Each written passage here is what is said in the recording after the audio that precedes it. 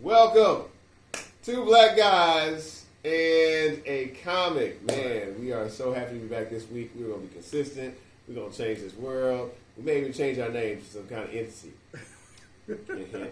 But right now, I just want to let everybody know the Astros about to win the World Series. I'm repping my shirt. We live in Houston. Let's go. He's repping the comic books. I am, as always, Khalil, the witty, lightning leprechaun. No, I'm the opposite of leprechaun. I'm just lucky. Come on. But a lot. I'm over here, putting my little 2 cents in. This is Leon. It's Leon. There you go. King Leon, whatever you call him. The Lion. There you go. Whatever. Okay. So we were having an interesting conversation on the way to work. I call them on the way to work. We'll just talk about politics, life, all kinds of crazy stuff. Madness. And one of the things we came across was the origin stories of our comic book characters and how we feel about them moving forward. How it's changing. How basically the origin stories are changing. Some to meet the origins of movie franchises and just comic revamps in general. So I'm gonna let him say his position first, and then I'm gonna respond. So tell us your position, Leon. It depends. I mean, I'm for it to a degree. If it enhances the story, then yeah, I'm with it. If it hurts the character or the story or previous stories, then I'm against it. So I'm with it being more fluid. I mean, if it adds to the story, it adds to the character, then yeah, I'm with it. But is that an origin add-on, or is it adding to the character? I mean, if it's, let's say for instance, one that I don't like, them changing Iceman into a LGBT character.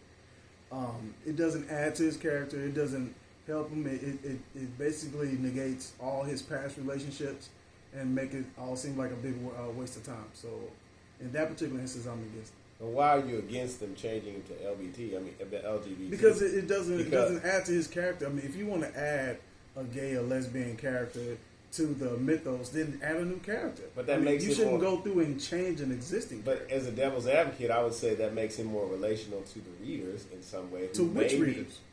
The gay and lesbian. Yeah, but what about the people who liked him before all that? What about the people who are with them before all that? So then it turns off those characters. Yeah, you're alienating the original fans. Yeah, original fans and for new fans. So I mean, come on, that's not cool. And plus it doesn't add to his character. There's no reason for them to do that. Like I said, they already had a gay character. I think it was a North Star at the moment, or something like that. One of the Canadian Alpha Flight guys. Gotcha. He's gay. I think he got married not too long ago. Also, okay. He started out gay, right? Yeah, but he started out gay. There you go. So my take on it is this. Okay, so I am an avid art nerd. I'm an avid we both love history. And my favorite, when I go to Houston Art Museum, and when I go to Houston Art Museum, you are greeted as you go down an escalator by a Roman Greco sarcophagus. And it seems to be that there is a general, they believe, buried in the sarcophagus. I don't know if they opened it or not, but that's what they say. Did they verify this? Yeah, it's pretty verified. And so as you walk through into the Western art, you are immediately greeted again by the Greco-Roman art. I am a huge fan of Greco-Roman art. I'm such a big fan that I have a German Shepherd Border Collie mutt dog that I love to death, and his name is Poseidon because I love Greco-Roman art. Now, I said all that stolen history. That's true. I said that from African. It could be. It is. But my point in the matter is I know that when I look at Poseidon, he is the ocean god from beginning to end. He has never changed from being the ocean god. He's the brother of Zeus. What's his original African name? Okay, we'll go on that in a little bit. Let's just table that. But and then you have Zeus, who is the king of the gods. What's his original African name? Okay, well, hold that thought, Mr. Pro-Black man. I am pro-black as well. Just hold that thought, sir.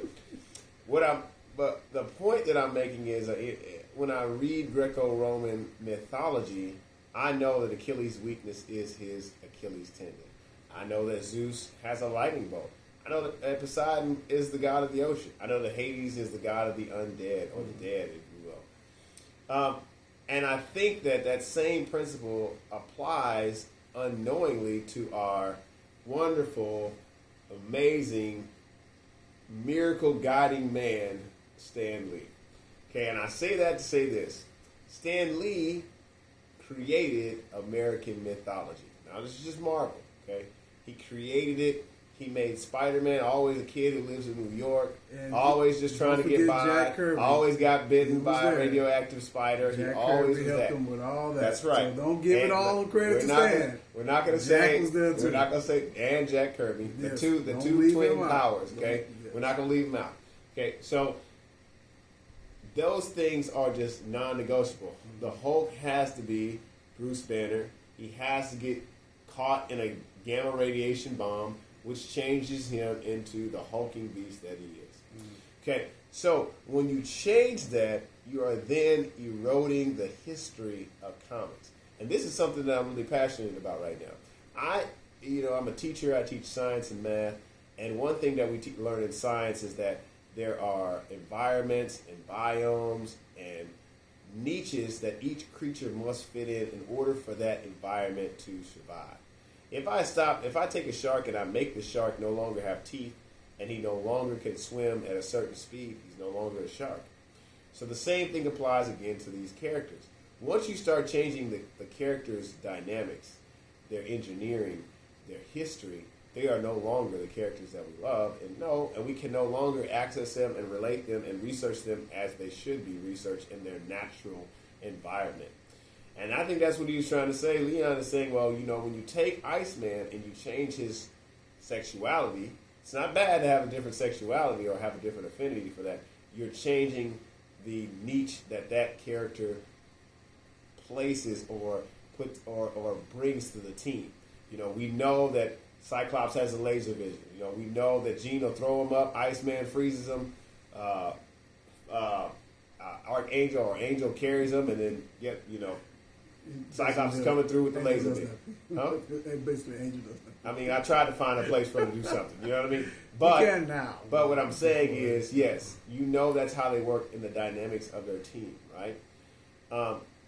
And so I feel like when you change that, it destroys the history of the rich history of comic books, and it destroys the legacy that will be going on because 100 years from now, 200 years from now, 300 years from now, that art may be hanging and comic books may be hanging in art museums in the future.